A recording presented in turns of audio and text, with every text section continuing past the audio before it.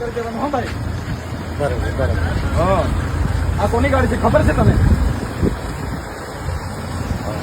આ ગાડી કોની છે ખબર છે? ભાઈ કેમ રોકી? MLA ની ગાડી છે ને આ કઈ તારા બાપની પ્રોપર્ટી નથી. હા, એ બધી સાઈડ પર રાખવાની, પૂછવાનું નહીં. કોઈ અમારો સાહેબ નથી અહીંયા કોઈ. ડેડિયાપાડાના ધારાસભ્ય ચૈતર વસાવા પાછા જેલની અંદર હમણાં તો 3 મહિના સુધી જેલમાં રહીને આવ્યા છે અને અત્યારે હાલ એક મોટા સમાચાર મળી રહ્યા છે. મિત્રો, તમે કાલથી સોશિયલ મીડિયાની અંદર સમાચાર જોયા હશે કે એક કંપનીની અંદર જે ભાઈ બ્લાસ્ટ થયો એમાં 16 લોકો ઘાયલ થયા, 2 ના અવસાન થયા. એ બાબતે ક્યાંક ને ક્યાંક કંપની તરફથી કોઈ વળતર નહોતું મળતું. તો ભાઈ ડેડિયાપાડાના ધારાસભ્ય ચૈતર વસાવા પોતાની ટીમ સાથે કંપની આગળ પહોંચ્યા હતા અને મિત્રો ત્યાં એક મોટી બબાલ થઈ ગઈ હતી. મિત્રો, ત્યાં કંપનીના અમુક કર્મચારીઓ પોલીસ સાથે અને જે ભાઈ મૃતકના પરિવાર છે, જે લોકો કંપનીની અંદર ઘાયલ થયા છે, એ બધાએ મિત્રો ટોળા વચ્ચે ક્યાંક ને ક્યાંક ચૈતર વસાવાની મોટી બબાલ થઈ હતી.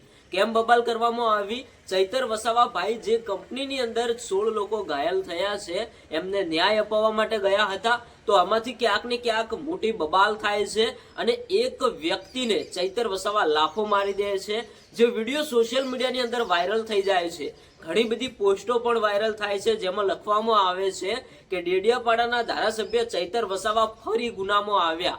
હવે ભાઈ ચૈતર વસાવા ગુનામાં નથી આવ્યા. ચૈતર વસાવા જનતાને ન્યાય અપાવવા માટે ગયા હતા. પણ મિત્રો, અત્યારે હાલ સોશિયલ મીડિયાની અંદર જે સમાચાર ચાલી રહ્યા છે એના ઉપરથી ઘણા બધા લોકો કહે છે હવે ક્યાંક ને ક્યાંક ચૈતર વસાવાને ફરીથી જેલમાં જવાનો વારો આવી ગયો.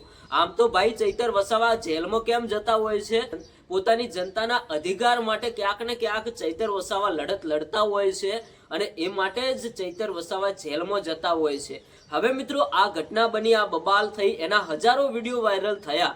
એમાંથી ક્યાંક ને ક્યાંક ભાઈ ચૈતર વસાવા તો પોતાના સ્વાર્થ માટે નહોતા ગયા, પોતાની જનતાને ન્યાય અપાવવા માટે ગયા હતા અને ત્યાં મિત્રો મોટી બબાલ થઈ જાય છે, ઘણા બધા વિડીયો વાયરલ થાય છે. હવે આ બાબતે ઘણા બધા લોકોએ એવું કહ્યું કે ખરેખર ચૈતર વસાવાને ફરીથી જેલ ન થાય તો સારું, કારણ કે નાના મોટા ગુનાઓની અંદર ચૈતર વસાવા ઘણી વખત જેલમાં જઈને આવ્યા છે. એવી જ રીતે મિત્રો અત્યારે હાલ કંઈક બબાલ થઈ ગઈ છે. આ બાબતે તમે શું કહેશો? તમે ચૈતર વસાવાને સપોર્ટ કરશો કે કેમ? એ પણ કોમેન્ટ કરીને જણાવતા જજો. ભાઈ ચૈતર વસાવા સાચા છે, તેમની જનતા માટે લડત લડે છે, પણ ચૈતર વસાવાને વારંવાર જેલમાં પૂરવામાં આવે છે એવું ભાઈ ચૈતર વસાવાની જનતા કહેતી હોય છે. તમે શું કહેશો? કોમેન્ટ કરતા જજો.